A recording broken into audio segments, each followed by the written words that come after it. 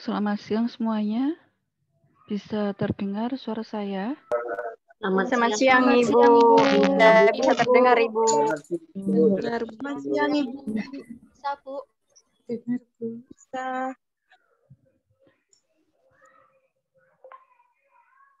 Saya share screen dulu ya. Coba share screen dulu. Baik, Ibu. Baik, Ibu.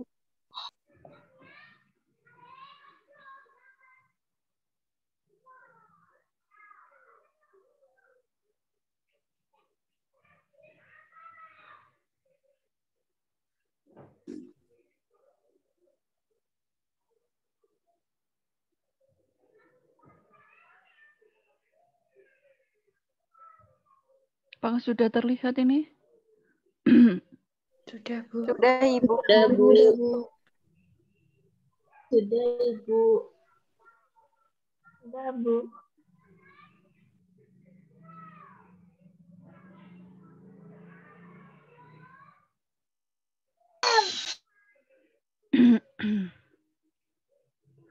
Ya, Assalamualaikum warahmatullahi wabarakatuh.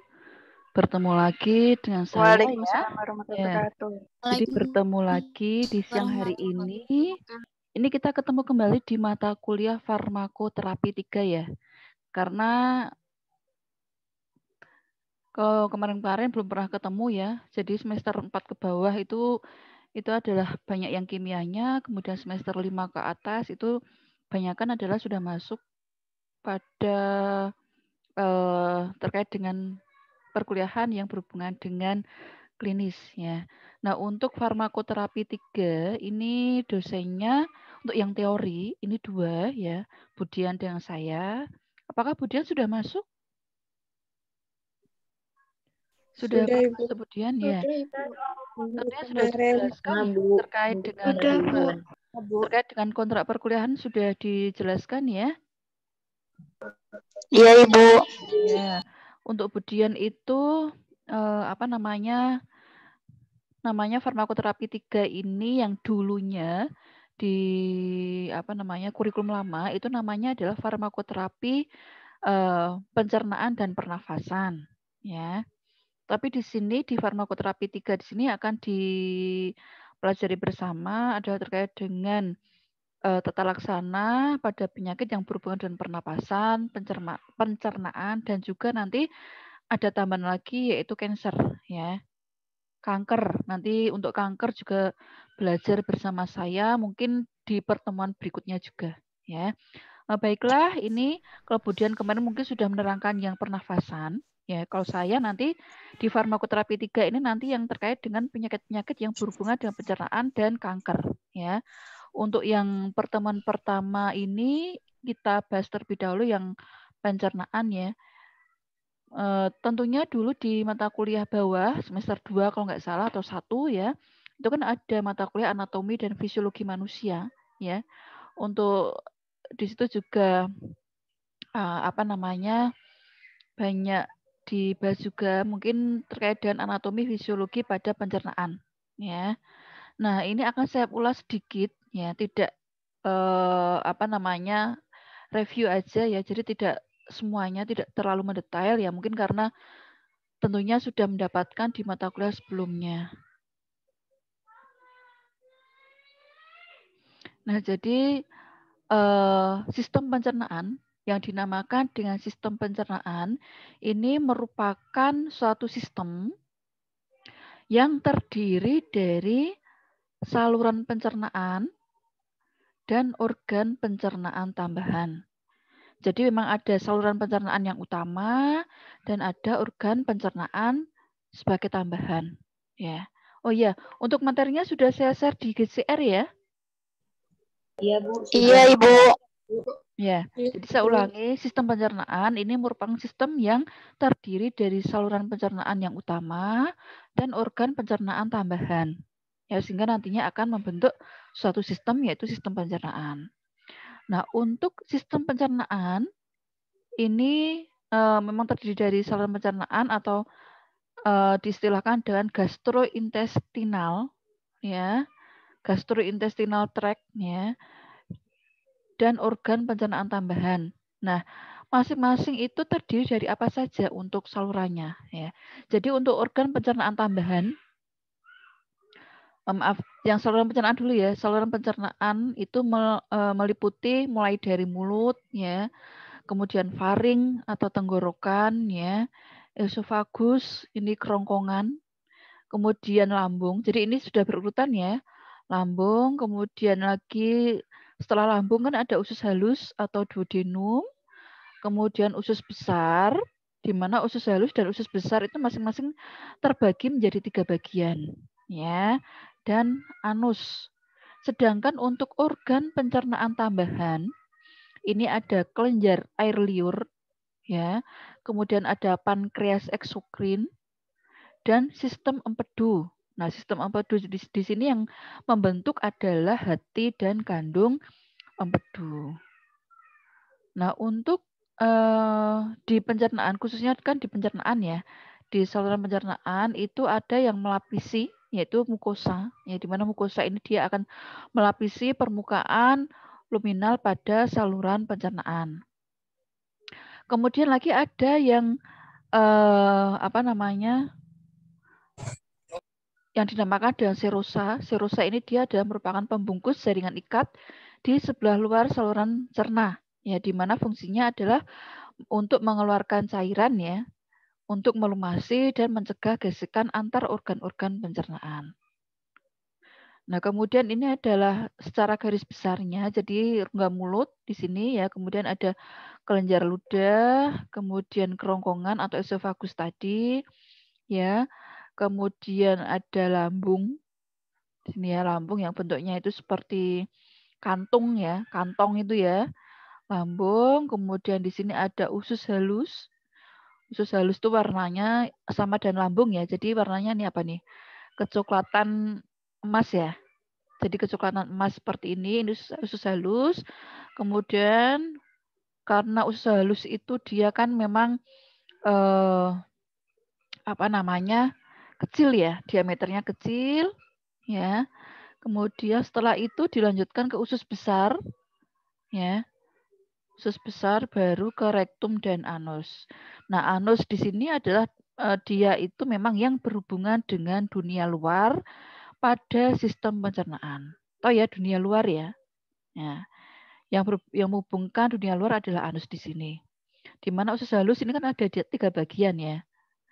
Duodenum di sini, yayunum, ileum, kemudian usus besar ini yang warnanya pink-pink ini ya, sampai ke anus ini usus besar ya. Usus apa atau disebut juga dengan kolon. Jadi ada kolon menaik yaitu kolon ascendent ya. Kolon mendatar. Kolon mendatar ini adalah transversum ya. Kolon transversum itu persamaannya. Kolon menurun itu adalah kolon descending. Kemudian di sini ada rektum, sigmoid dan anus ya. Tentunya sudah mahir-mahir ya, karena sudah mendapatkan mata kuliah anatomi fisiologi manusia. Nah, kita bahas satu-satu sedikit-sedikit ya. Yang pertama adalah mulutnya. Tentunya semuanya punya mulutnya. Merupakan pintu masuk ke saluran pencernaan, di mana di mulut ini ada lidah ya. Kemudian ada faring, ada gigi ya, ada saliva ya. Di mana semuanya ini punya fungsi sendiri-sendiri ya, nanti bisa dibaca. Kemudian ada faring dan esofagus.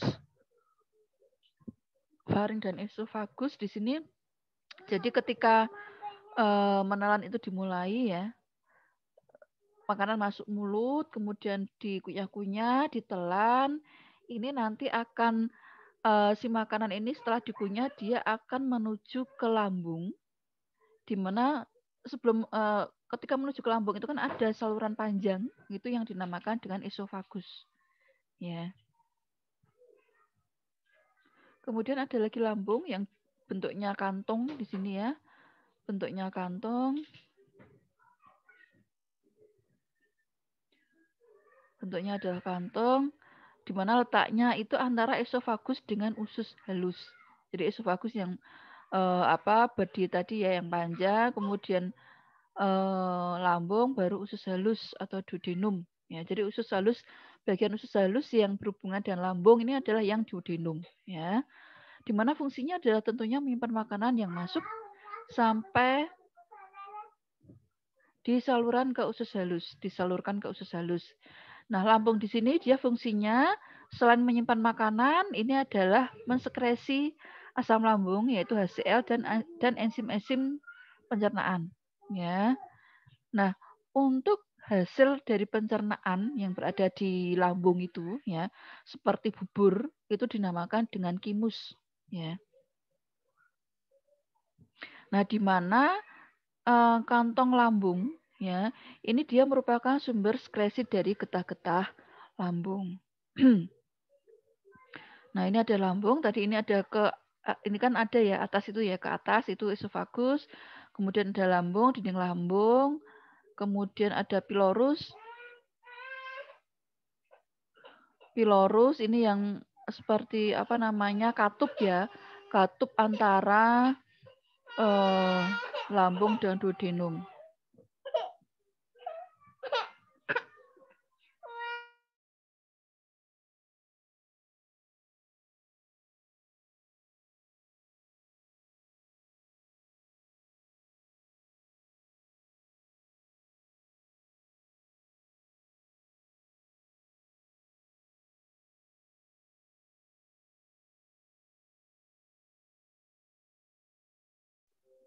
Ya maaf ya, ada sedikit kendala ya. Kemudian dilanjutkan lagi berikutnya. Nah, jadi getah lambung tadi yang diskresikan ini memang ada beberapa, yaitu ada sekresi HCl atau asam lambung, di mana untuk sekresi HCl ini fungsinya adalah untuk mengaktifkan prekursor enzim pepsinogen, ya, sehingga terbentuklah pepsin dan membentuk lingkungan asam.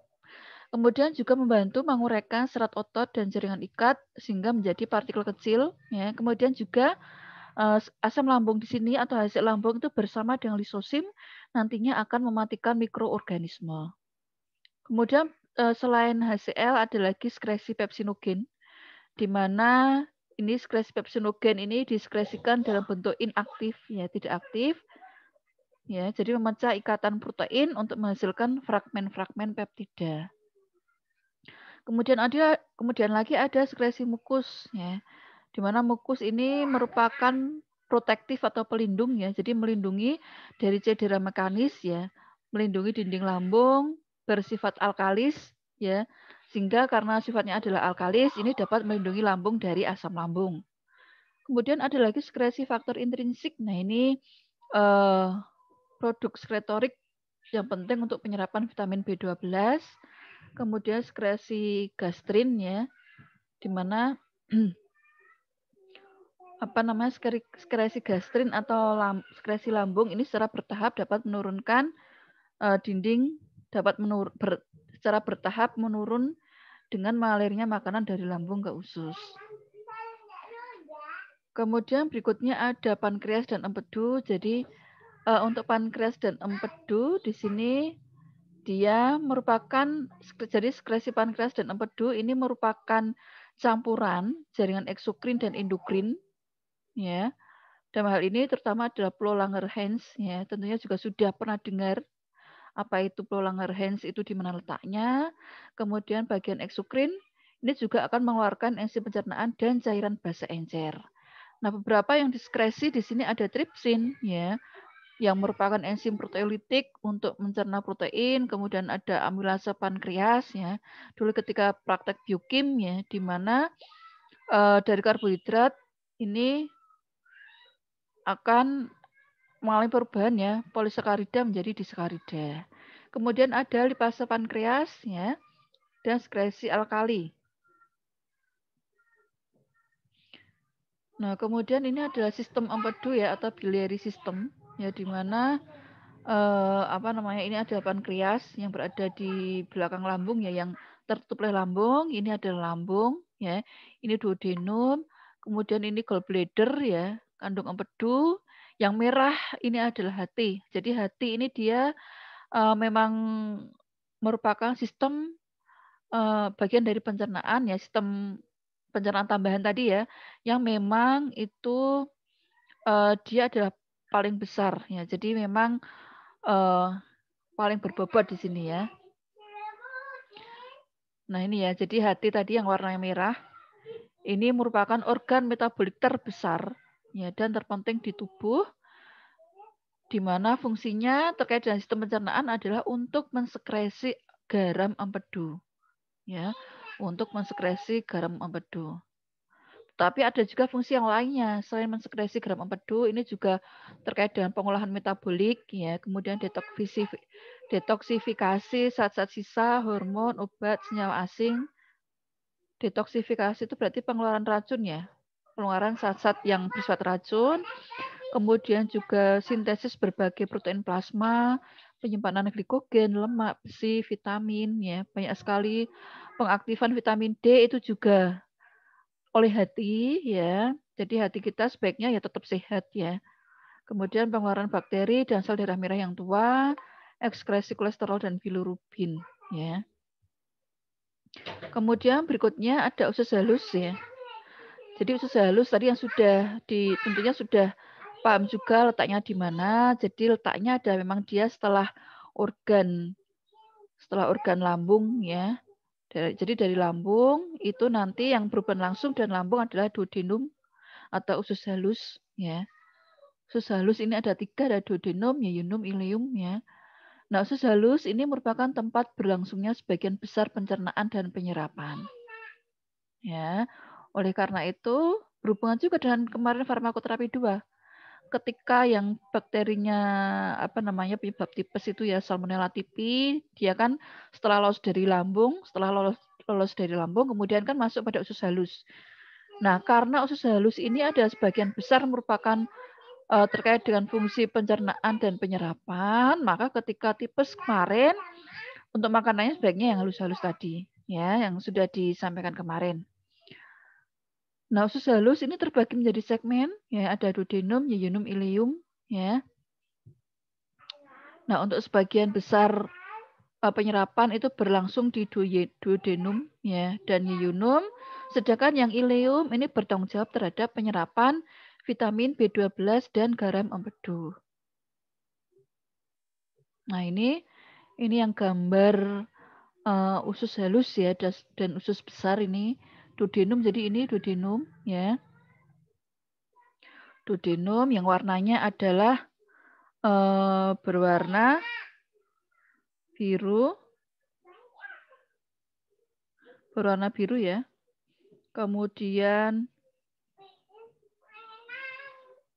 Kemudian setelah duodenum ada yeyunum. Ini warnanya beda-beda ya.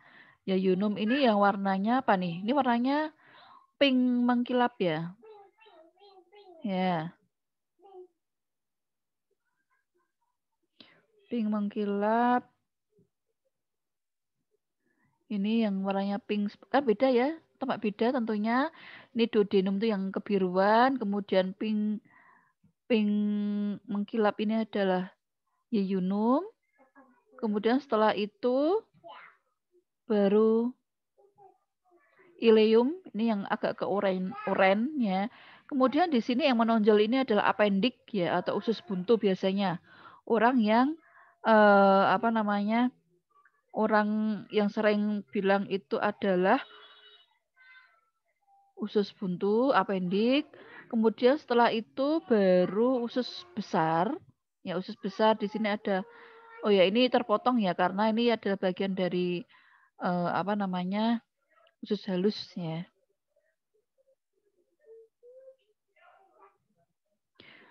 Nah, kemudian di usus halus ini ya, ini makanan yang sudah menjadi seperti bubur tadi atau juga seperti pasta ya, atau pasta ya.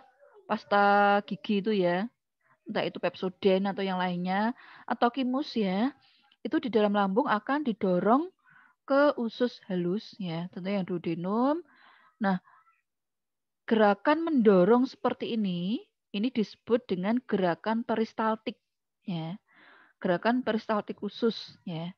Nah, ini terjadi karena adanya kontraksi dan relaksasi jaringan otot di dinding usus halus. Ya. Yang warna biru tadi kan duodenum ya. Duodenum atau nama lainnya adalah usus 12 jari. Ya, karena usus 12 jari, kemudian yeyunum ini adalah usus kosong, ya. Ilium ini adalah bagian terakhir dari usus halus. Nah, ilium yang warnanya agak oranye di sini. Di mana tugasnya antara duodenum, yeyunum, ilium ini ada tugas atau fungsinya masing-masing. Ya, duodenum bertanggung jawab untuk melanjutkan proses pemecahan makanan, kemudian yeyunum dan ilium bertanggung jawab terhadap proses penyerapan nutrisi. Kemudian baru dialirkan ke dalam darah. Kemudian berikutnya adalah usus besar atau dinamakan dengan kolon. Ya. Jadi setelah diolah menjadi berbagai nutrisi yang siap terserap oleh tubuh, makanan yang sudah dicerna ini akan meninggalkan sisa atau limbah yang disebut dengan feses, ya, atau tinja. Feses atau tinja itu sama. Nah, usus besar ini dia akan mendorong limbah makanan tersebut ke dalam rektum. Nah, ini kan jadi tadi dari usus halus, ini adalah usus halus ya, apa tadi? Ileum, ya, kemudian ke usus besar, di sini ada kolon menaik atau kolon ascendant, kolon mendatar atau kolon transversum, dan kolon menurun atau kolon descendant. Kemudian akan didorong supaya tertampung di rektum. Ya, jadi rektum di sini adalah merupakan perhentian terakhir pada saluran pencernaan. Nah, ketika rektum di sini itu udah penuh ya, biasanya itu perut kita kan akan terasa ya agak besar ya dibandingkan dengan yang lainnya, akan terasa besar ya, berarti itu menandakan bahwa rektum itu terisi penuh ya. Biasanya pagi hari, apalagi kalau sampai siang tuh belum ke kamar mandi, belum BAB, itu biasanya adalah perutnya nggak enak, kemudian besar ya. Jadi ketika rektum sudah terisi penuh dan tinja di dalamnya siap dikeluarkan melalui anus. Jadi ini anus ya, jadi dunia yang menghubungkan dengan dunia luar anus, maka biasanya akan merasakan mules ya, dan munculnya dorongan untuk buang air besar.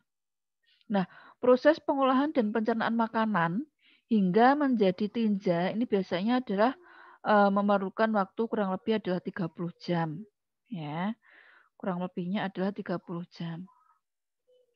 Nah, ini ya, jadi usus besar ini merupakan organ penyimpan dan pengering. Ya, organ penyimpan dan pengering. Kemudian terdiri dari tadi kolon, sekum, apendik tadi ya, yang usus buntu dan rektum. Nah, untuk sekum ini dia menentukan kantong buntu ya. Sekum ini membentuk kantong buntu. Tonjolan-tonjolan di dasar sekum ini disebut dengan apendik tadi. Ya. Nah, ketika tadi kan fungsinya adalah merupakan organ penyimpan dan pengering ya. Ketika fesesnya yang di dalam usus ini terlalu kering, maka biasanya yang menyebabkan konstipasi. Ya. Biasanya menyebabkan konstipasi. Nah, usus besar ini juga dapat menyerap garam dan air. Ya, jadi mengubah isi lumen menjadi feses ya. Sehingga ketika terjadi gangguan terkait dengan penyerapan garam dan air, entah itu penyerapannya terlalu banyak sehingga menyebabkan konstipasi, ya. Sehingga kan yang di dalam usus kalau diserap terlalu banyak ke dalam dinding usus itu kan berarti yang di dalam usus menjadi kering sehingga menyebabkan konstipasi. Atau mungkin gangguan terhadap penyerapan garam dan airnya adalah usus itu dia dinding usus akan adanya gangguan ya dalam menyerap garam dan air, sehingga garam dan air dia akan lebih banyak berada di dalam usus ya, sehingga fesesnya akan menjadi lembek atau cair, bahkan cair ya, sehingga hal inilah yang dapat menyebabkan diare. Jadi gangguan konstipasi atau sembelit ya dan diare ini memang berada di usus besar ya. Udah selesai. Untuk pertanyaannya nanti ya. Ini saya lanjutkan aja ke materi berikutnya ya. Materi Baik, Bu. berikutnya langsung ke share screen ke materi terkait dengan tukak dulu. Langsung ke tukak aja. Sudah nampak ya PPT saya? Sudah, Ibu. Sudah, Bu.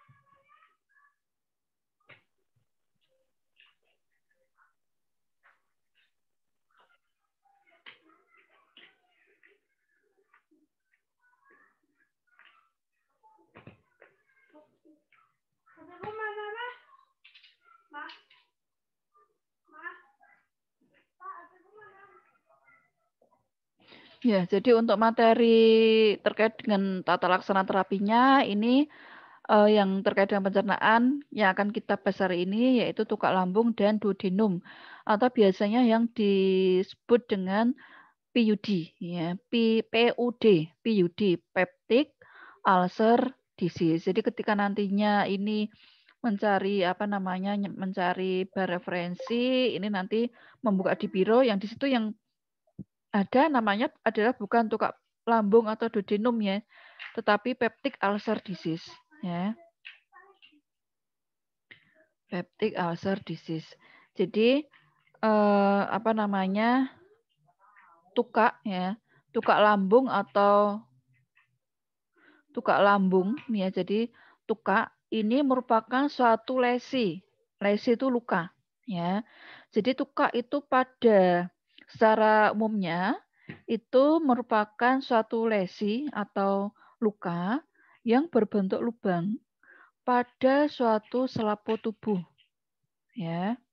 Biasanya tukak yang berkembang sepanjang pada saluran pencernaan karena paparan dari getah lambung yang bersifat asam. Ini disebut dengan tukak peptik. Ya. Nah, kata peptik itu berasal dari istilah Yunani sebenarnya.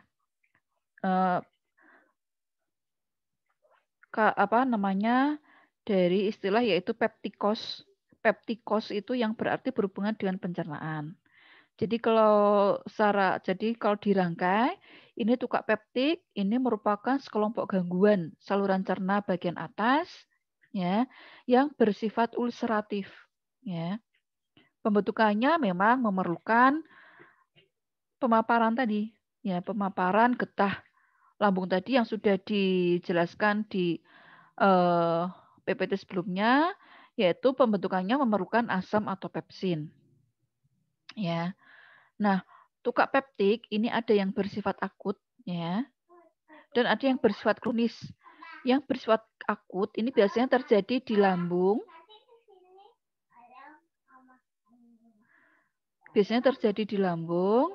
Dan biasanya sering terjadi pada usia yang lebih tua. Sedangkan untuk yang sifatnya kronis ini biasanya terjadi di duodenum ya. Duodenum masih ingat ya tadi ya, usus halus tadi, dan sering terjadi pada usia yang lebih muda. Ya, hari ini belum diketahui secara pasti ya kenapa kok yang akut itu terjadi pada lansia, pada orang yang lebih tua, sedangkan yang kronis itu terjadi pada yang muda.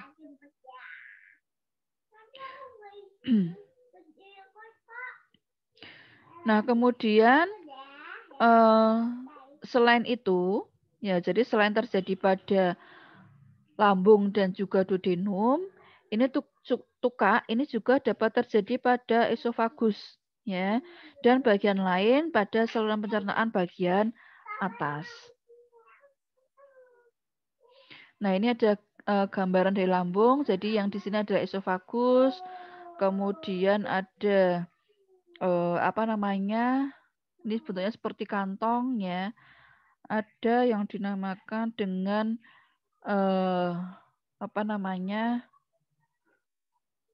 dinding lambung ya. Kemudian ada rugae ya. Rugae of mucosa. Jadi merupakan lapisan epitel lambung ya yang mengandung lubang-lubang gastrik yang sangat kecil. ya. Kemudian di sini ada pylori tadi, pylorus ya, kemudian duodenum.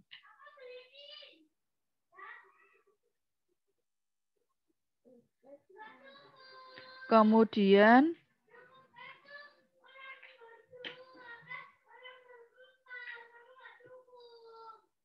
berikutnya adalah apa namanya?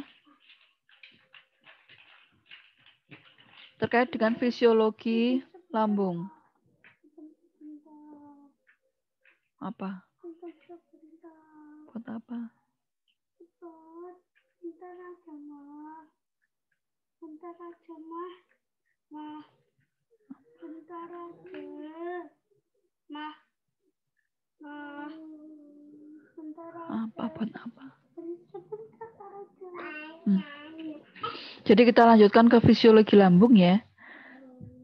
Terkait dengan fisiologi lambung, di sini ada beberapa hal yang terkait dengan fisiologi lambung, yaitu yang pertama ada sekresi asam, ya, di mana terkait dengan sekresi asam ini biasanya ada terjadi pada sel parietal, ya,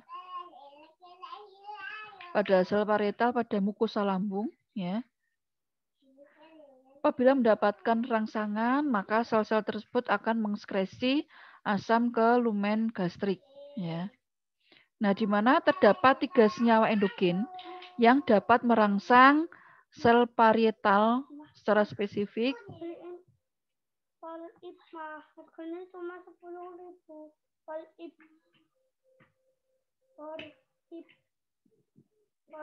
Polip itu loh. Nah, jadi ada 3 senyawa endogen yang dapat merangsang sel parietal secara spesifik, yaitu ada asetilkolin, histamin, dan gastrin. Ya. Sehingga kalau sel parietal ini tadi terangsang, maka akan mensekresi asam ke dalam lumen gastrik. Gastrik itu lambung. Ya. Kemudian yang kedua, selain sekresi asam, juga ada sekresi pepsin dan pepsinogen. Jadi selain mukosa gastrik ini mensekresi 2 tipe proenzim proteolitik. Ini juga, yang diproduksi yaitu ada pepsinogen, PG yang biasanya disingkat dengan PG1 dan pepsinogen 2 yang disingkat dengan PG2. Ya. Nah, pepsin di sini ini diaktifkan oleh adanya pH asam. Ya, kita tahu pH asam, di mana pH optimal itu 1,8 sampai 3,5 ya. Kemudian juga bisa diinaktifkan secara timbal balik pada pH 4 dan dirusak secara irreversibel atau tidak terbalikkan pada pH 7. Kemudian ada juga perlindungan mukosa. Jadi yang dapat melindungi mukosa itu ada sekresi mukus ya. Di mana sekresi mukus ini akan diskresikan ke permukaan mukosa secara berkesinambungan. Nah, fungsinya dari sekresi mukus ini ada tentunya sebagai pelindung ya, terkait dengan sel-sel utama dan beraksi sebagai lapisan pelicin antar mukosa ya dan kandungannya. Kemudian juga membentuk gel mukus yang dapat merintangi difusi balik dari ion hidrogen. Nah, selain sekresi mukus yang merupakan perlindungan mukosa, ini juga ada sekresi bikarbonat. Ya. Jadi sekresi bikarbonat ini diskresi oleh sel epitel permukaan lambung dan duodenum, kemudian bisa pankreas serta sistem empedu. Ya. Di mana adanya ion hidrogen, ya, ion hidrogen ini akan dinetralkan bila berdifusi lewat lapisan gel mukus. Kemudian juga yang dapat melindungi mukosa selain sekresi mukus, sekresi bikarbonat, ya, kemudian prostaglandin, ya, ini prostaglandin kan juga ternyata merupakan apa namanya sebagai protektif ya, protektif lambung, ya. Jadi biasanya kalau ada agen-agen yang dapat menurunkan prostaglandin, ini justru dia akan menyebabkan gangguan pada gastrik atau lambung. Nah, untuk prostaglandin ini khususnya ada PGE2 ini diproduksi dalam lambung ya. Kemudian dan sel mukosa duodenum, kemudian juga merangsang sekresi mukus dan juga bikarbonat. Kemudian juga alir darah mukosa, ini juga sangat penting terkait dengan keutuhan pada mukosa.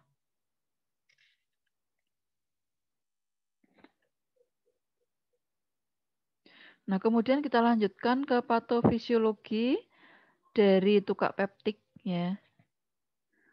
Patofisiologi dari tukak peptik ini sebenarnya tukak peptik seperti tadi yang sudah disampaikan di muka. Ini tukak peptik ini sebenarnya adalah merupakan sekelompok ya gangguan saluran cerna bagian atas yang bersifat ulceratif, di mana pembentukannya tadi adalah memerlukan asam dan pepsinogen ya. Atau dengan kata lain bahwa tukak lambung ya. Tukak lambung ini disebabkan oleh ketidakseimbangan antara getah lambung ya yang bersifat merusak dan lendir yang bersifat melindungi sel-sel epitel lambung. Ya.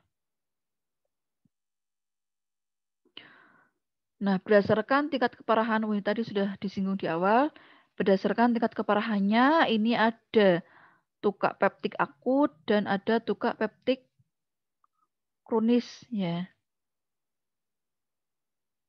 Untuk tukak yang akut ini dia tukak peptik akut ini dia melibatkan jaringan hingga ke dalam submukosa ya, di mana tukak ini biasanya terjadi dalam bentuk lesi tunggal maupun ganda dan ditemukan di berbagai lokasi lambung ya, serta di beberapa sentimeter pertama dari duodenum. Sedangkan untuk yang tukak kronis ya, tukak peptik kronis atau kronik ini dia menembus sampai lapisan epitel ya dan jaringan otot lambung.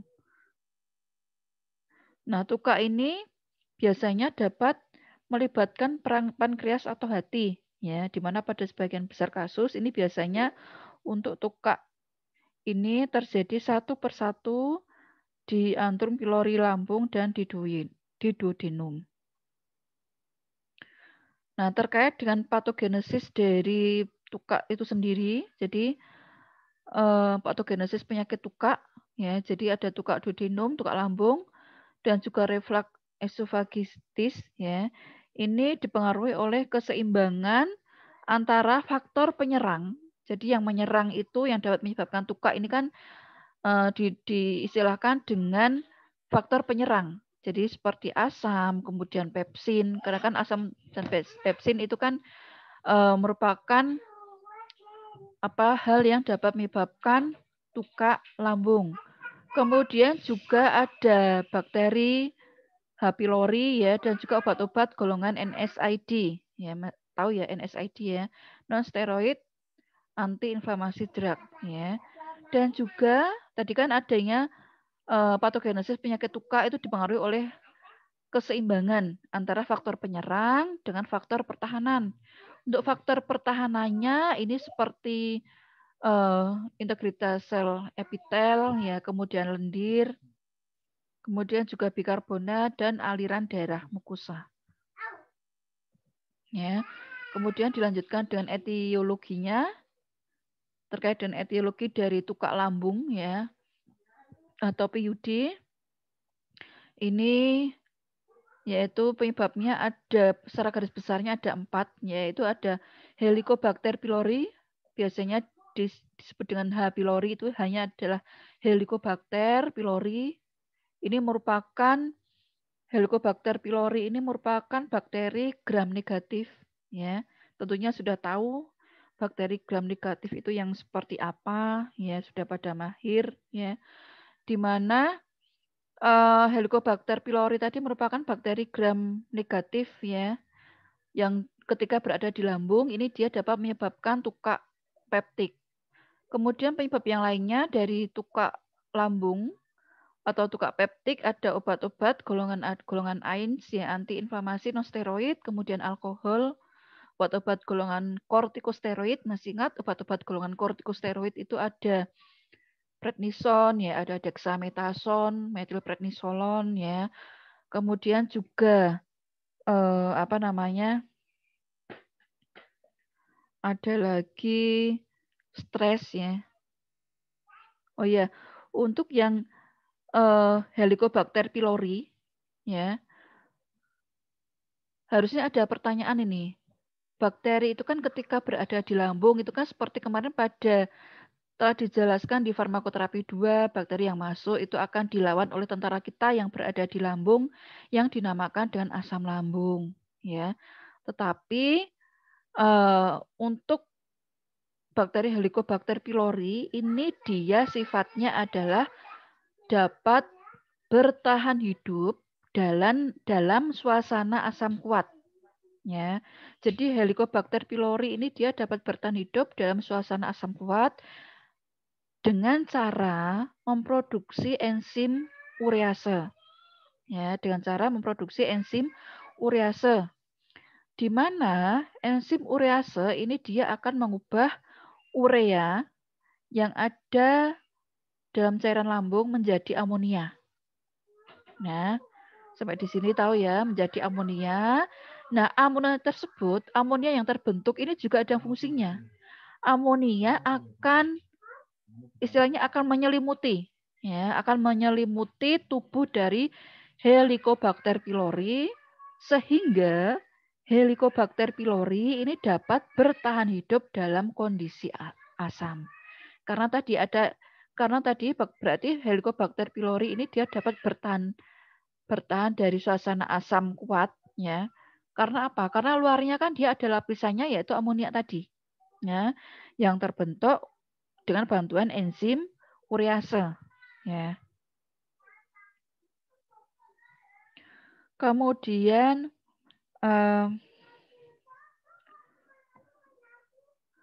berikutnya ada lagi terkait dengan penyebabnya, yaitu ada penggunaan obat, ya, di mana penggunaan obat ini ada AINES, ya, ada alkohol, ada kortikosteroid,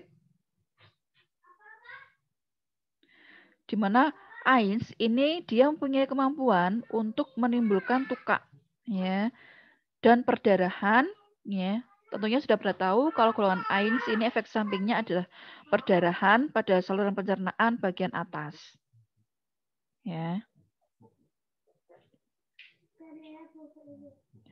Kemudian juga ada stres. Nah, stres ini kan bisa terjadi, ya. Mungkin stres karena pembedahan, ya, operasi. Mungkin ada beberapa orang yang memang ketika disarankan untuk pembedahan atau operasi kan ada yang memang tidak siap, ya, sehingga menimbulkan stres, ya. Kemudian juga luka kepala, luka bakar, ya. Ini juga, ya. Kemudian juga tukak peptik ini juga bisa diakibatkan oleh adanya penyakit lain, misalnya sirosis hati dan pankreatitis kronis. Ya, ada sedikit tambahan, ya, terkait dengan penyebabnya tadi, ya, yang ada merokok, konsumsi alkohol, kopi, ya, faktor genetik ini ternyata faktor genetik ini belum saya tambahkan, ya, nanti bisa ditambahkan.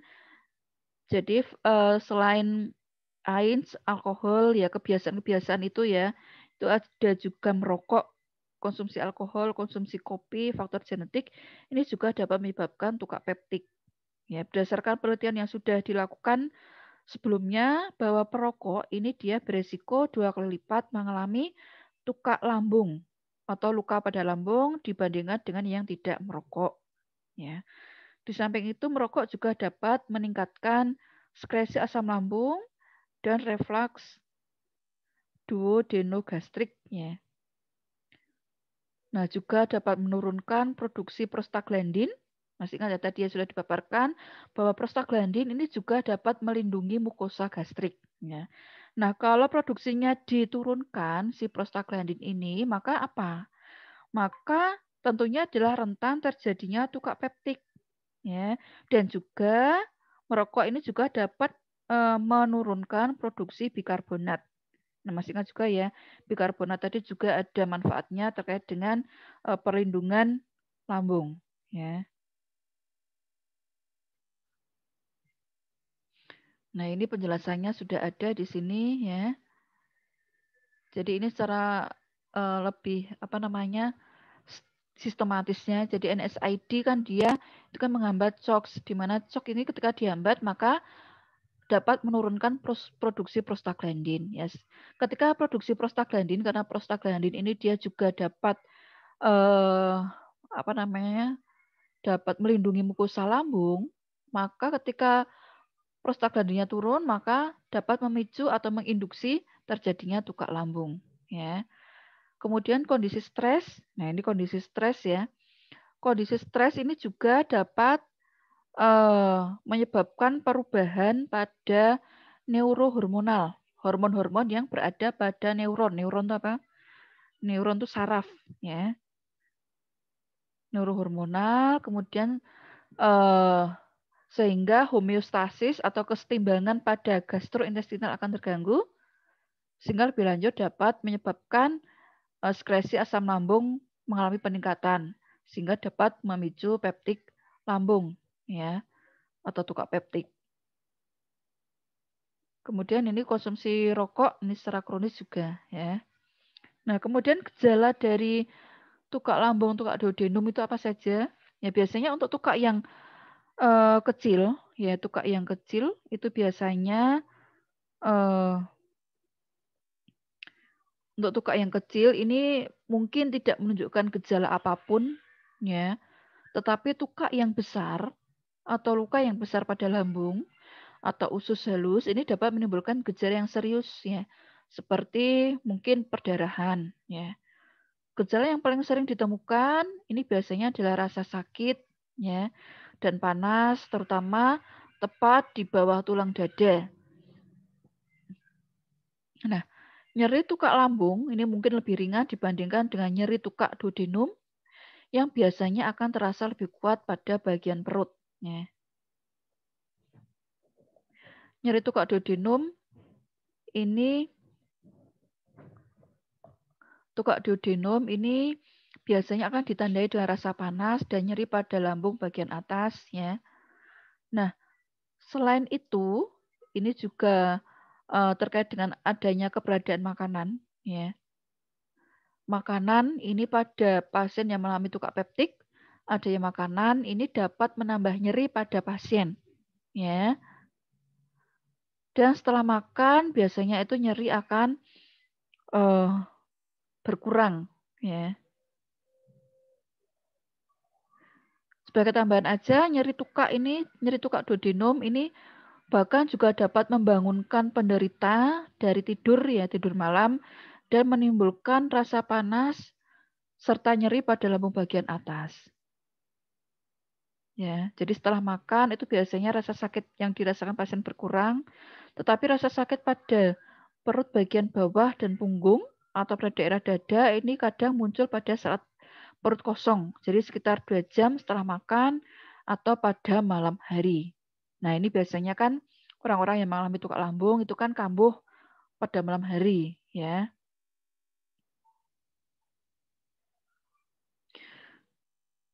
Nah, lebih lanjut lagi, tukak peptik ini juga dapat menyebabkan nyeri epigastrik, ya.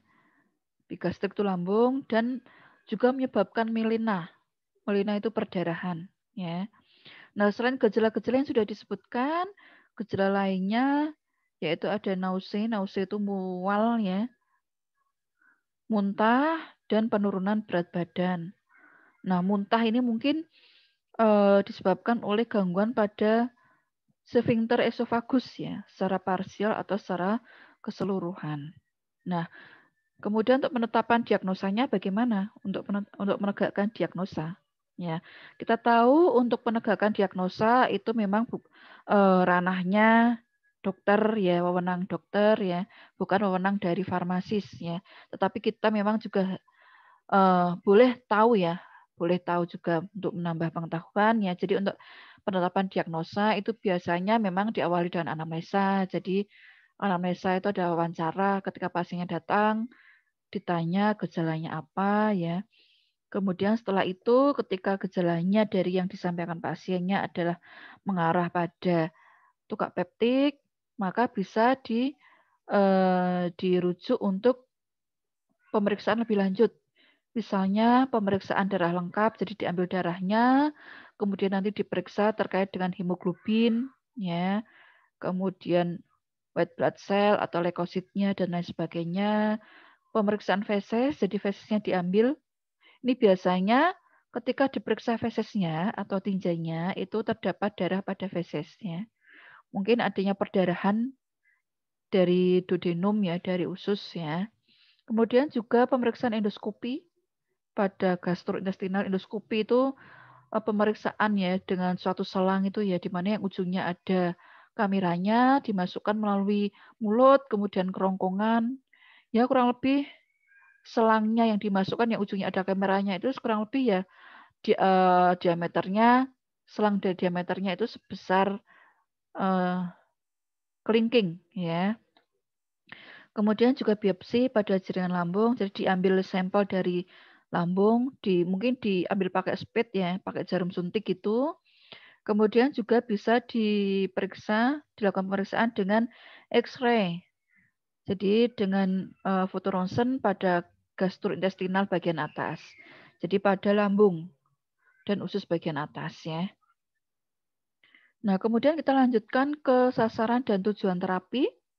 Jadi untuk sasarannya adalah tentunya untuk melawan hiperskresi asam lambung, mengurangi nyeri, meningkatkan penyembuhan tukak, membasmi faktor penyebabnya, entah itu karena obat atau bakteri tadi, Helicobacter pylori, ya. Kemudian mengurangi atau mencegah kekambuhan tukak, mencegah komplikasi.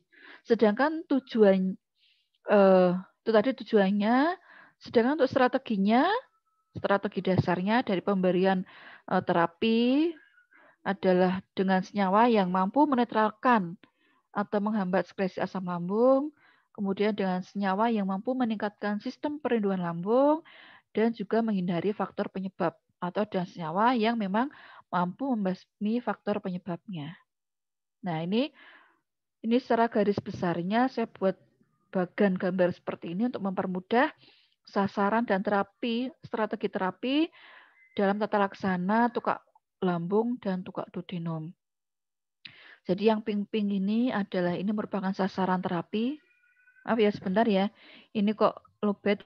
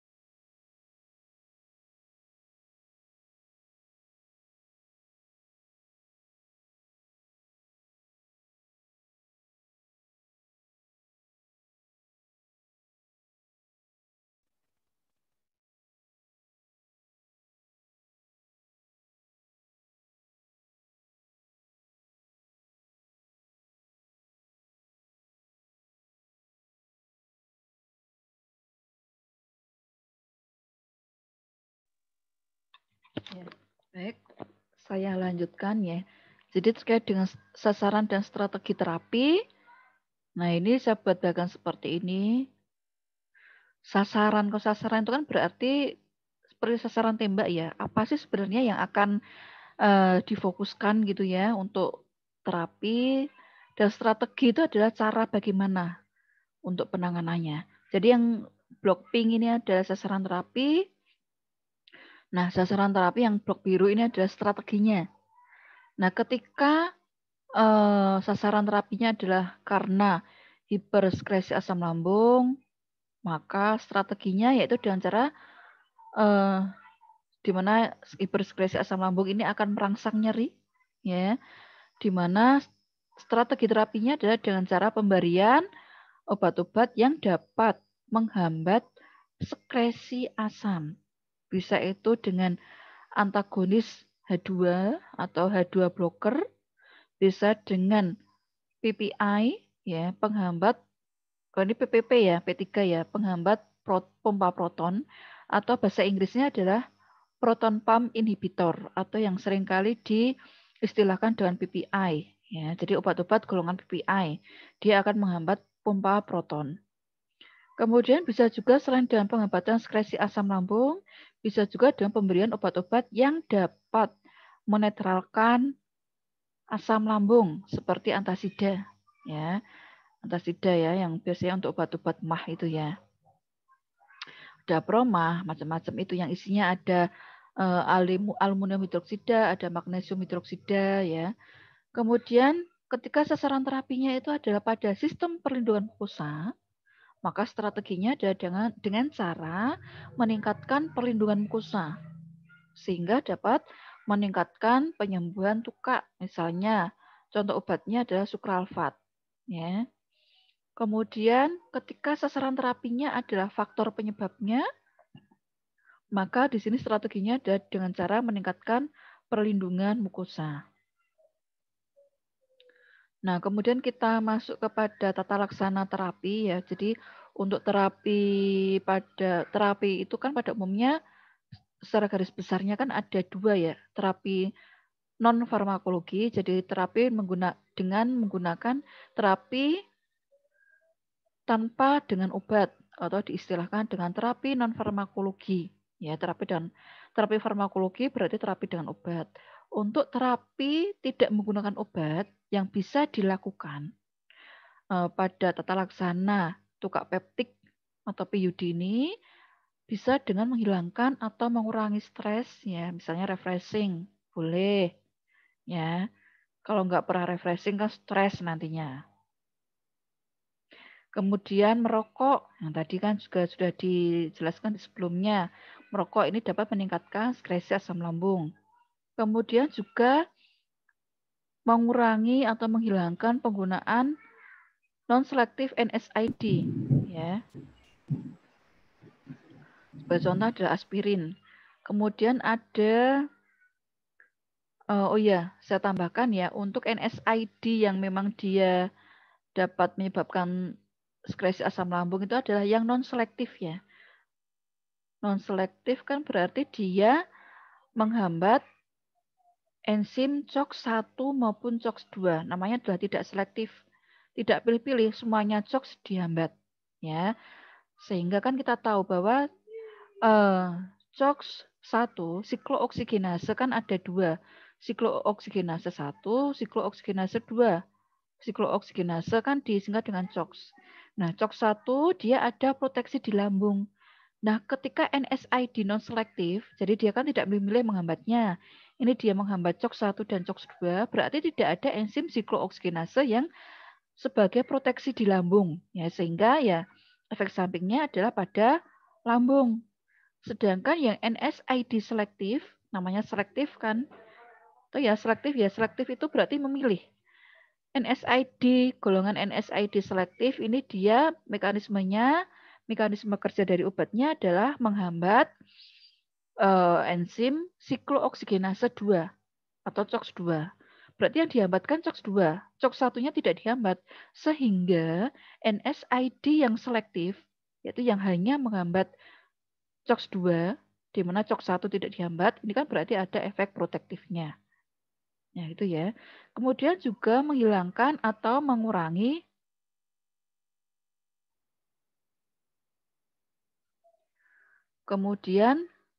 selain itu juga menghilangkan atau mengurangi makanan dan minuman tertentu yang dapat menyebabkan tukak peptik atau PUD ya, seperti makanan pedas ya, alkohol, kopi atau kafein ya. Selain itu tentunya adalah istirahat cukup dan makan teratur. Nah, ini untuk terapi yang non farmakologinya ya. Kemudian berikutnya dilanjutkan dengan terapi farmakologinya. Jadi tata laksana terapinya yang ini yang farmakologi. Ini bisa dengan beberapa strategi ya, seperti yang tadi sudah di blok pink itu ya, blok pink, blok biru ya.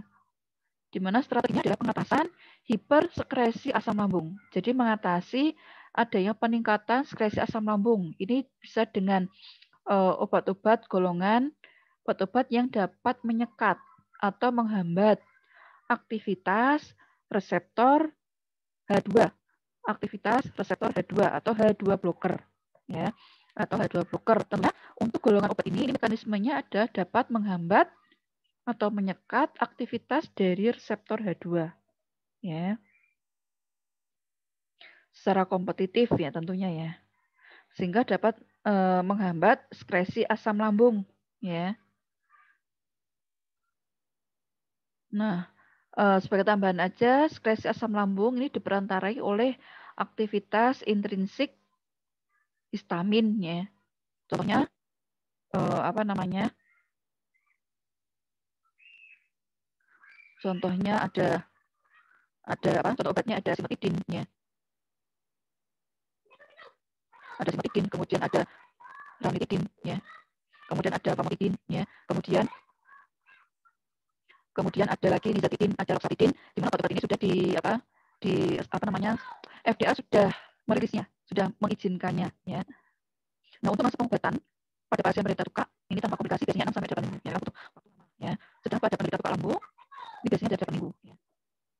Nah, kita tahu bahwa hati-hati ya, karena simetidin ini dia dapat berinteraksi dengan obat-obat yang mempunyai indeks terapi sempit, ya. Misalnya teofilin, ya, sehingga apa? Sehingga eliminasinya akan terhambat.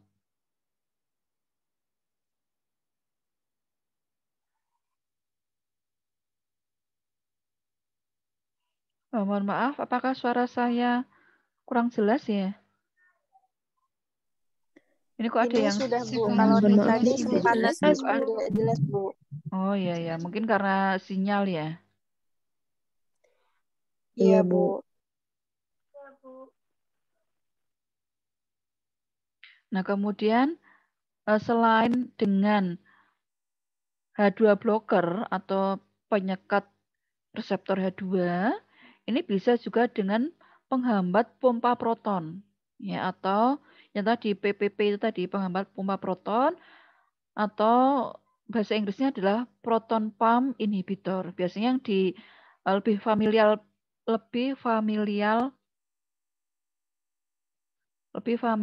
PPI ya, PPI, proton pump inhibitor. Kalau PPP nanti mungkin tidak ada yang tahu ya. Yang taunya mungkin P3 ya.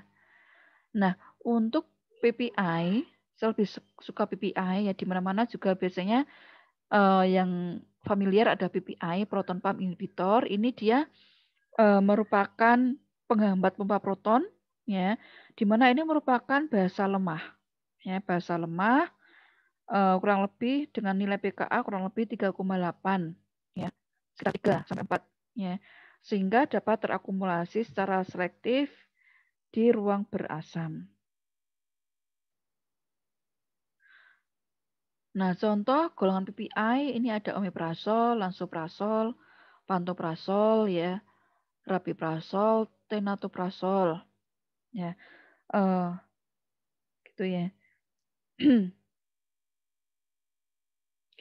Jadi PPI ini dia memberikan efek dengan terkonversi menjadi bentuk sulfida ya, di mana proses konversi atau perubahan ini bergantung pada asam ya, bergantung pada asam yang memang merupakan reagen teofilik yang sangat reaktif dan merupakan suatu proses protonasi PPI. Protonasi PPI dengan ion H+, ion K+, ATPase ya. Yang terjadi secara luminal.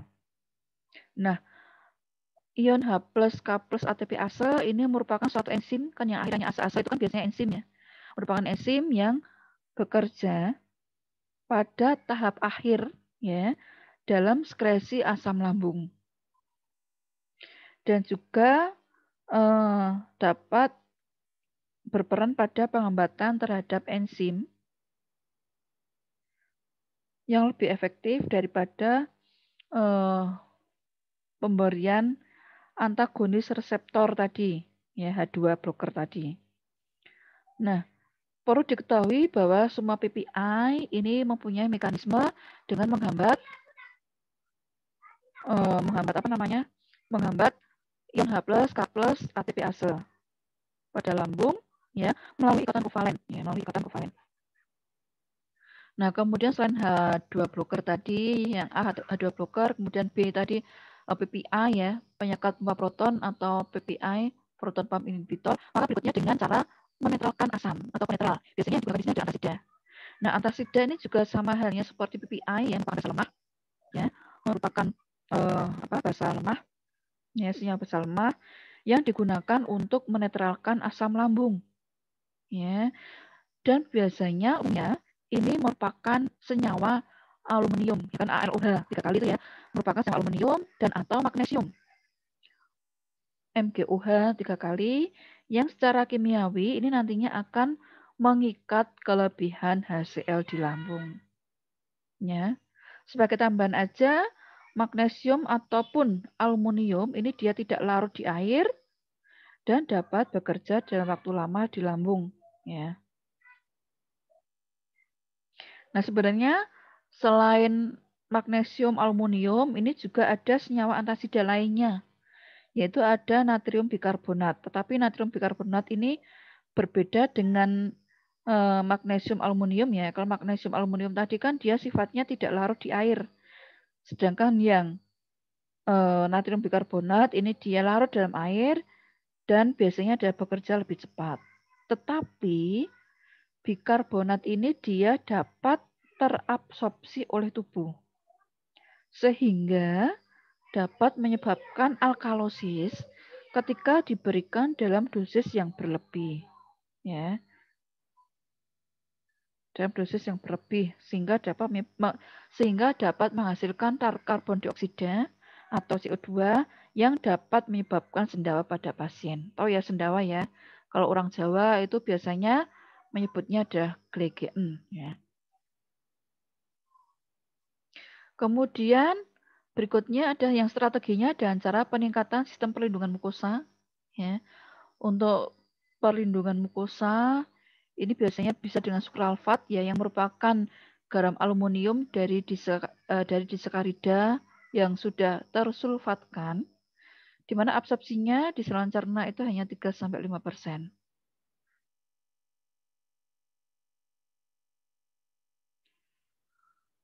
Nah, ini juga ada interaksi obat, ya, terjadi karena menghambat absorpsi obat. Ini seperti fenitoin, teofilin, amitriptilin, warfarin.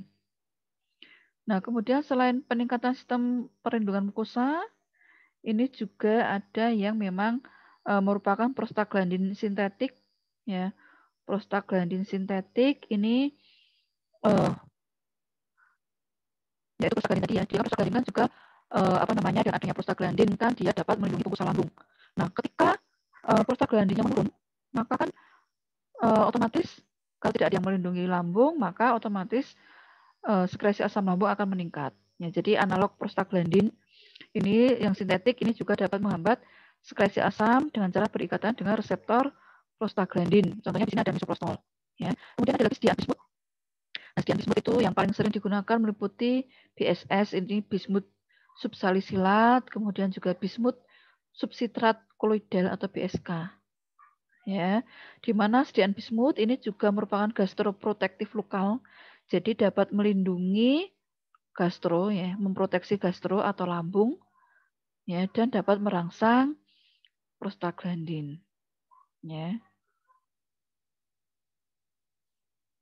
Kemudian juga sebagai tambahan bahwa efek samping dari sediaan bismut ini biasanya fesesnya adalah menghitam, menggelap, ya. Tapi ya itu tidak jangan khawatir, ya. Jadi seperti pada penggunaan rifampisin, antibiotik rifampisin ketika digunakan pada pasien tuberkulosis itu kan urinnya menjadi merah. Tetapi itu tidak berbahaya, ya.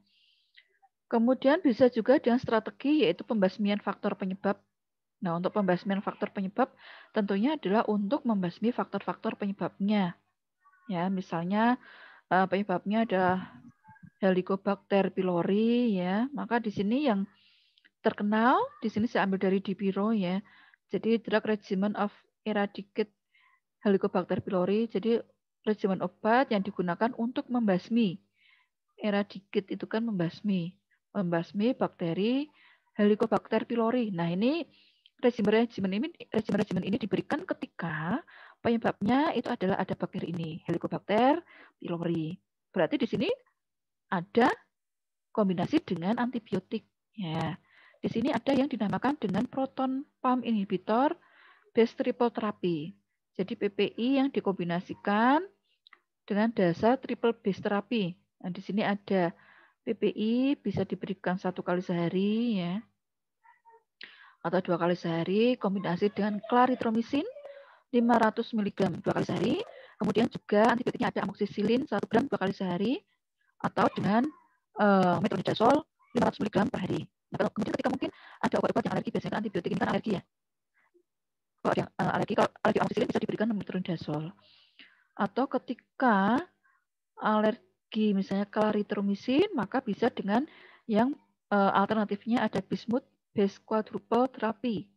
Jadi PPI, proton pump inhibitor atau H2 blocker. H2RA itu H2 reseptor antagonis, itu sama aja dengan H2 blocker.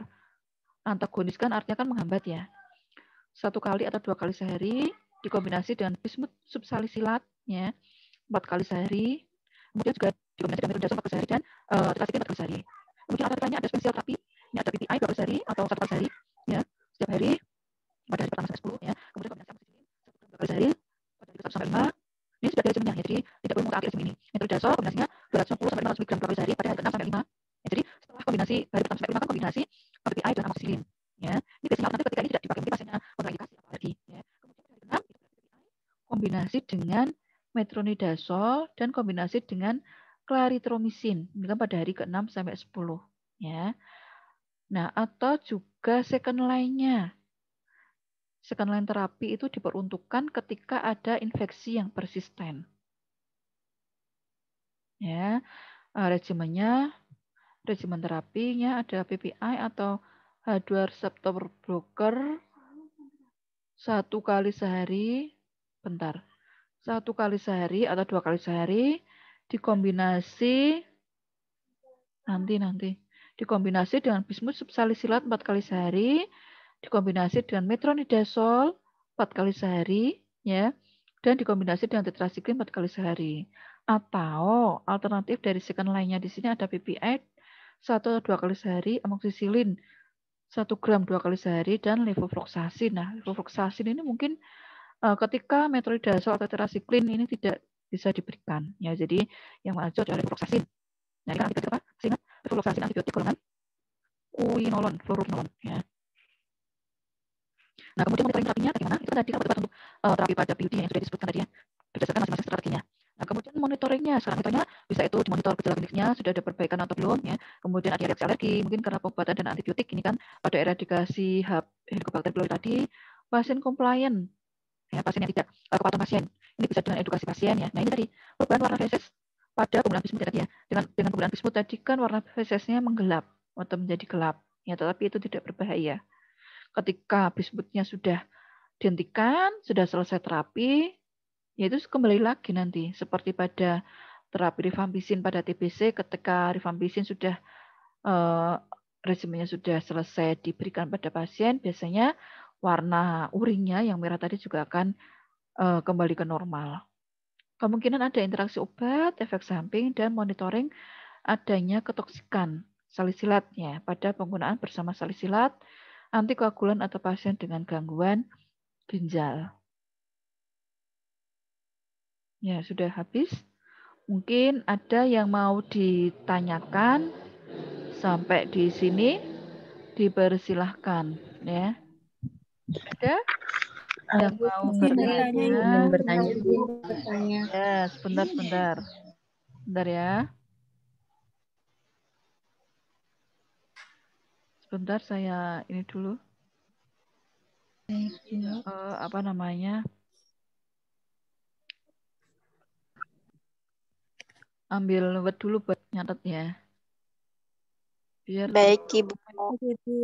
Baik, Ibu. ini kayaknya sudah tidak sabar untuk bertanya ya.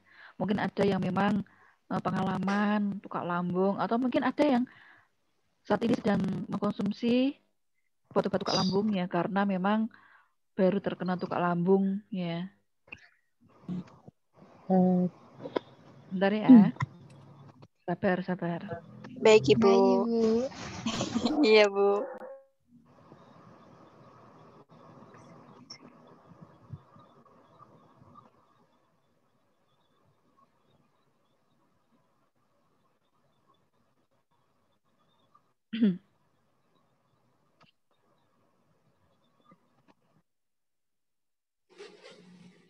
Farmakoterapi 3 ya. 3. Coba malah. Ini.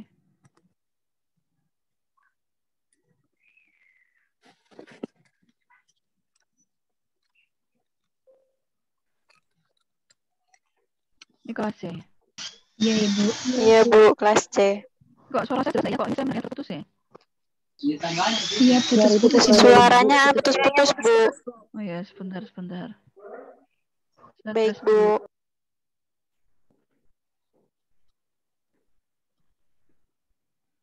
Masih terputus-putus? Jelas. Sudah, Ibu. Sudah jelas, Ibu. Jelas ya? Ya, baik.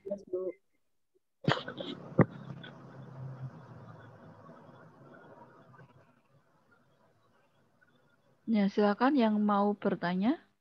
Siapa nih? Rizka Mulia. Bertanya, Bu. Untuk bertanya, Rina Suryati bertanya. Suaranya putus-putus, Bu.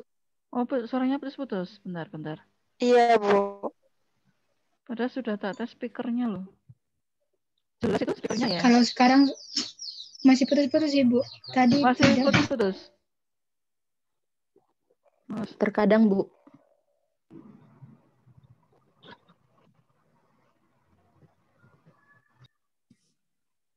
Ya, masih putus-putus?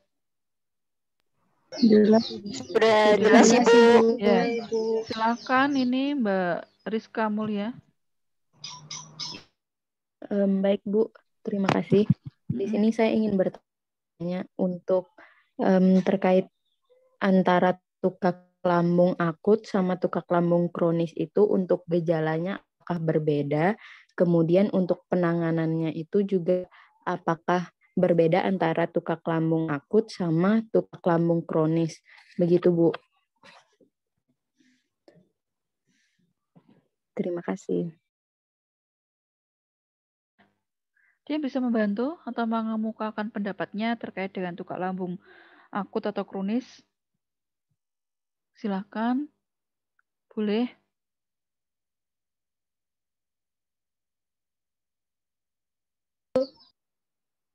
Ya.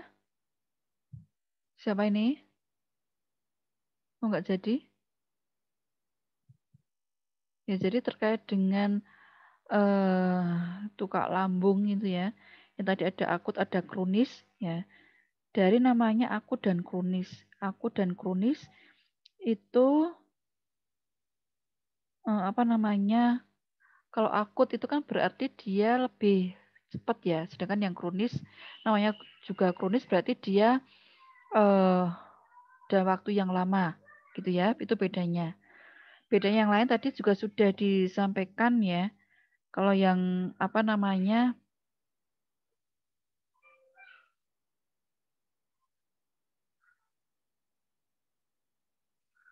kalau yang untuk yang ini tukak peptik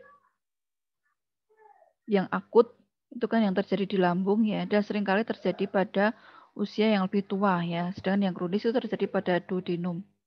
Ya, pada intinya ada pengobatannya sama ya. Pengobatannya sama, yang membedakan di sini mungkin terkait dengan penyebabnya ya. Penyebabnya adalah ada faktor faktor misalnya seperti bakteri atau tidak.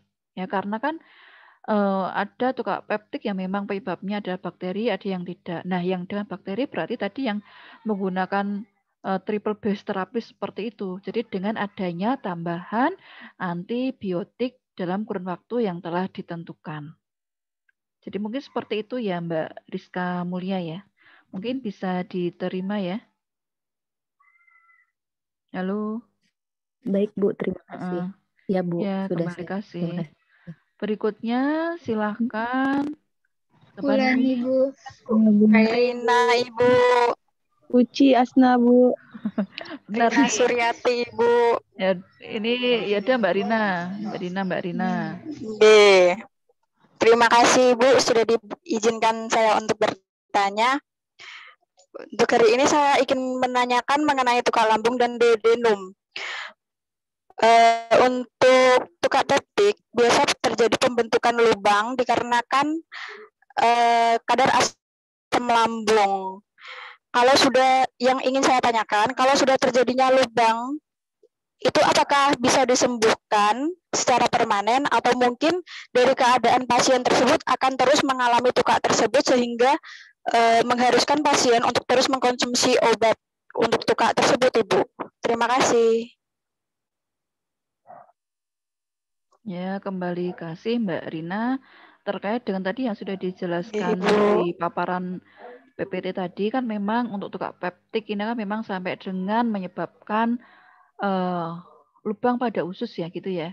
Jadi lubang pada usus atau Iya, bahkan Ibu. sampai terjadi melena atau muntah darah atau perdarahan di duodenum yang mungkin ketika BAB atau defekasi itu tinjanya bersama dengan cairan.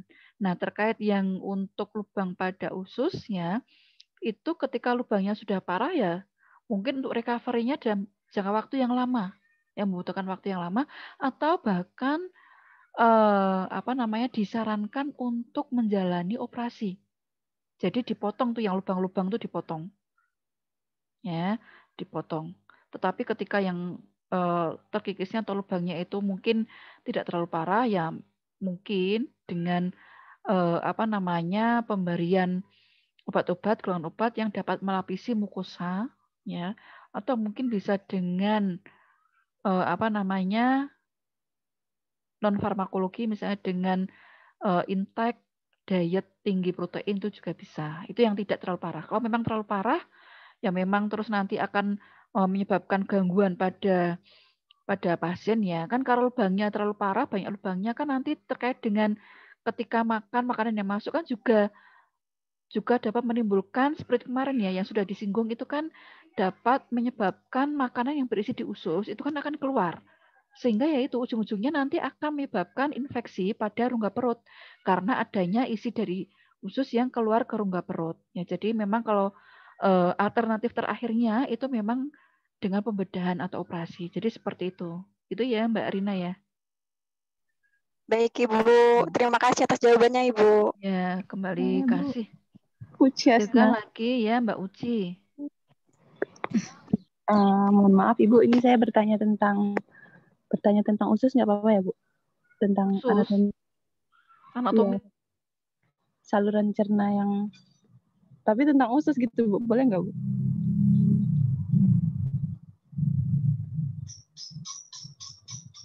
Halo. Ususnya usus bakar apa goreng Mbak? Silakan nggak apa-apa.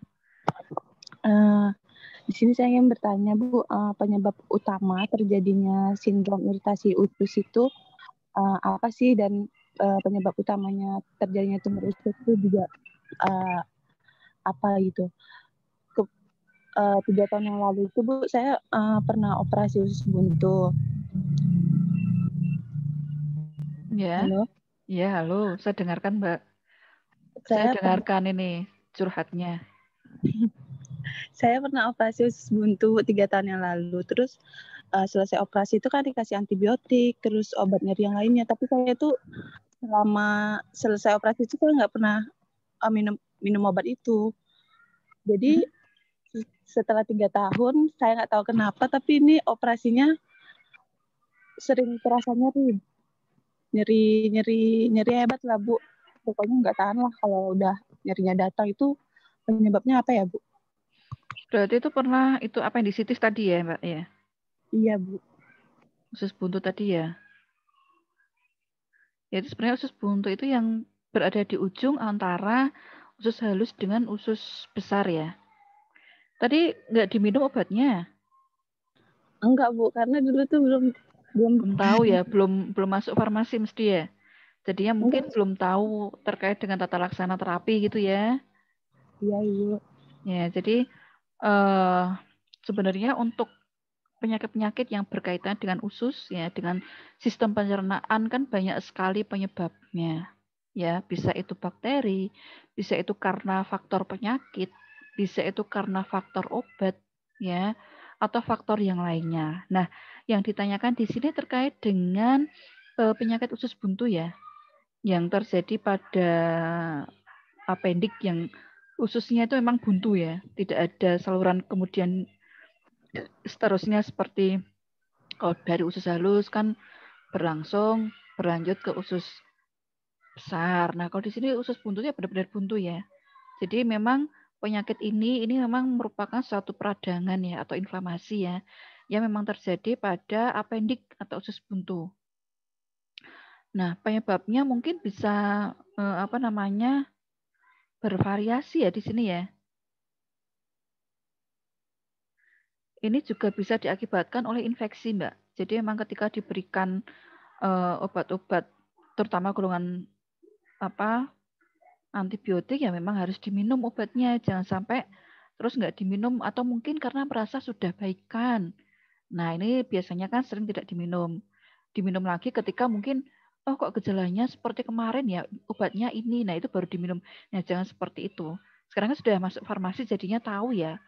Obat-obat terutama adalah golongan antibiotik memang harus diminum sampai habis ya.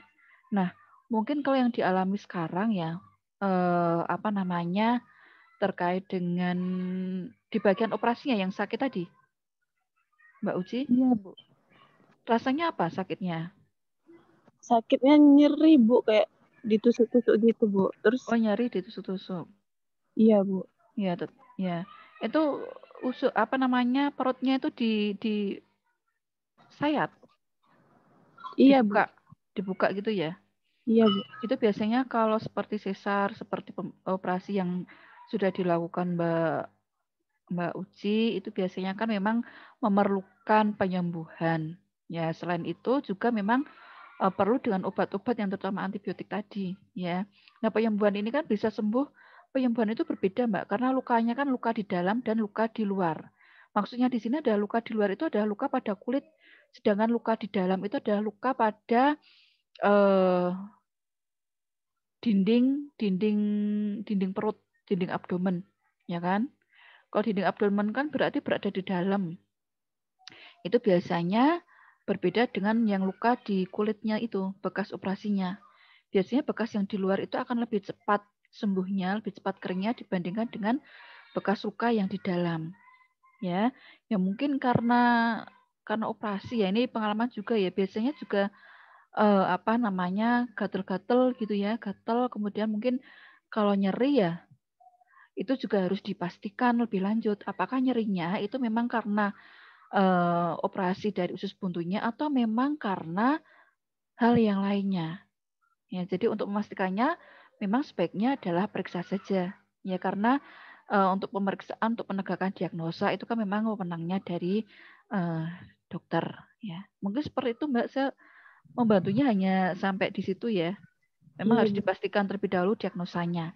Apakah memang gejalanya itu yang timbul memang karena bekas operasi dulu yang 3 tahun atau memang karena adanya gejala yang baru. Jadi seperti itu. Gitu ya Mbak Uci ya. Terima kasih, Bu. Ya, kembali kasih. Ada lagi? Ada Ibu. Mbak Alisa. Bulan Ibu. Ayu. Bulan dari Amrun, Bu. Rizky Ayu. Ya, Ibu, pada materi pertama tadi, apabila getah lambung tidak dapat dieskresikan, apakah masih dapat mengaktifkan prekursor enzim pepsinogen atau tidak, Ibu? Dan apabila tidak, apakah dampak yang akan terjadi? Terima kasih.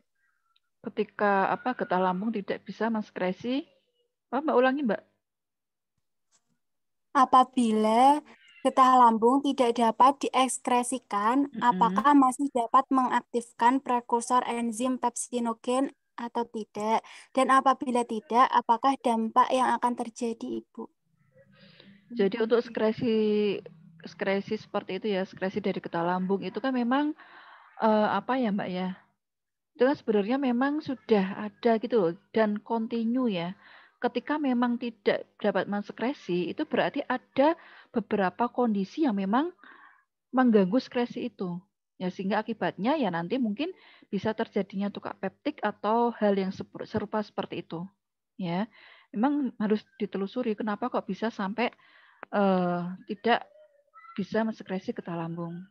Ya, gitu Mbak Rizky. Baik, Bu. Terima kasih. Ya, ada lagi? Saya, Bu. Saya ini, Bu. Wah, rebutan ini. Tidak Alisa, Bu. Bulan Ibu dari Tangerang.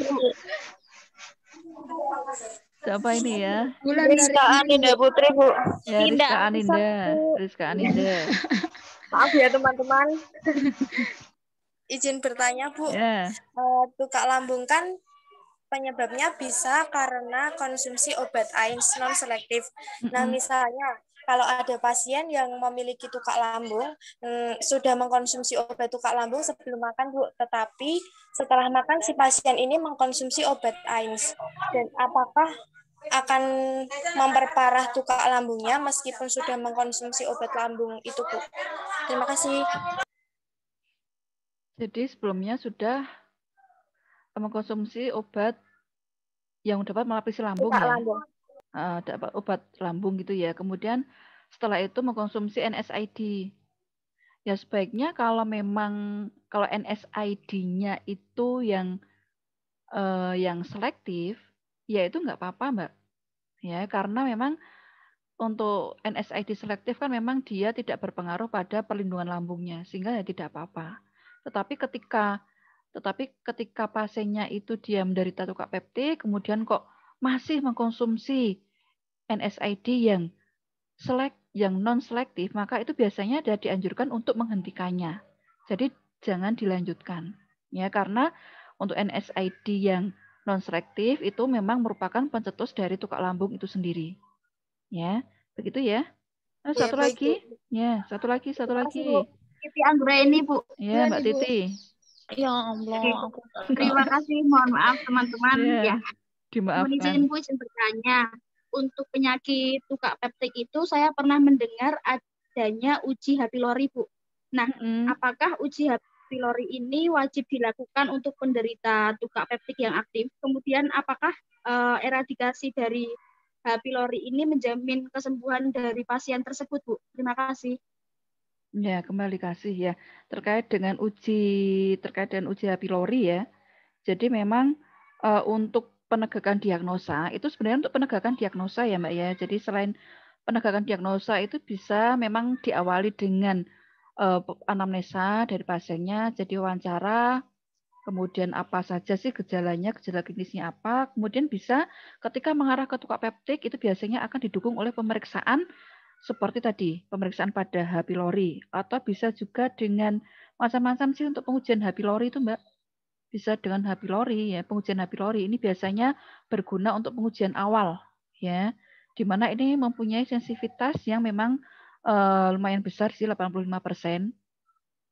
Dan untuk pengujian H. pylori ini kerugiannya adalah tidak bisa digunakan untuk menginformasikan penurunan pertumbuhan H. pylori.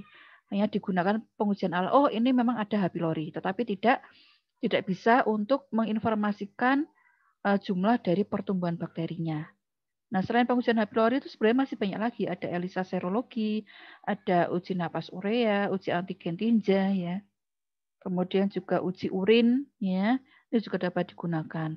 Nah, untuk terkait dengan tata laksana terapi yang menggunakan kan ketika penyebabnya adalah H. pylori, tentunya ada memang harus dengan antibiotik, ya, dan harus dengan antibiotik. Nah, ketika H. pylori tata laksana dengan antibiotik tadi, ya, ini kan nanti ketika diberikan tata laksana terapi dengan regimen-regimen yang sudah dijelaskan tadi, itu biasanya akan dilakukan monitoring, ya. Nah, tadi pengujiannya H. pylori itu bisa juga dengan kultur, ya.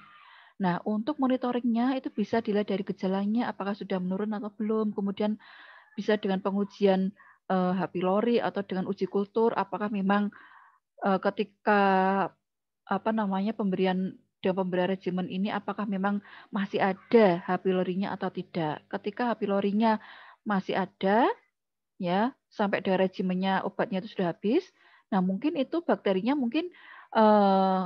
bakterinya sudah resisten dengan obat-obat yang diberikan, sehingga memang perlu diberikan alternatif lainnya. Ya, ketika dimonitoring setelah misalnya regimennya sudah habis dalam waktu misalnya 10 hari, ya sesuai dengan regimen pemberian regimen tadi kan 10 hari. Cure-nya adalah 10 hari. Nah, di hari ke-10 diperiksa ternyata H. pylorinya kok sudah tidak ada. Nah, itu berarti bisa dikatakan bahwa regimen yang diberikan pada pasiennya itu sudah efektif. Gitu ya, Mbak. Siapa tadi yang bertanya? Mbak Titi, Bu. Terima kasih, Mbak Bu. Titi. Ya, terima kasih semuanya ya. Sampai di sini ya, karena saya harus berlanjut lagi ke kelas transfer ini. Ya. Baik, Ibu. Ini sudah lebih dari waktunya ya. Begitu ya, kita lanjutkan ke mungkin minggu depan untuk farmakoterapi 3 di jam yang sama. Ya, menggunakan jadwal praktikum farmakoterapi 3. Begitu ya. Mohon maaf yang mau bertanya mungkin bisa bertanya di lain kesempatan ya, karena memang terkendala waktu. Saya tutup, semoga penyampaian materi hari ini dapat bermanfaat. Ya, baiklah, saya tutup untuk perkuliahan hari ini.